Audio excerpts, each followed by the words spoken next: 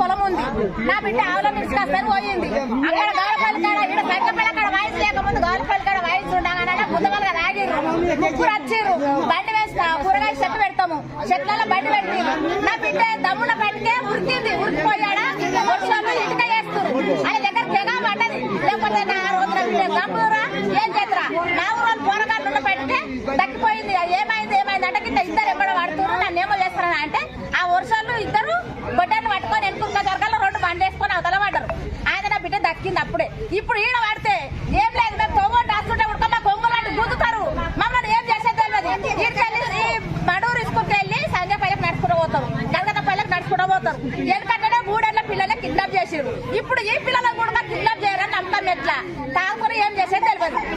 అది ప్రాబ్లం మా దగ్గర మైన్స్ పడద్దు మా పొలాల దగ్గర రోడ్కే ఉన్నాయి మాకేమయ్యే తెలియదు తెల్లని దాకా సొంకుతారు పట్టుకొని మమ్మల్ని కూడా ఏం చేసేది తెలియదు మైన్స్ మాత్రం ఈడ ఉంటే మాత్రం మేమైతే బతకలేం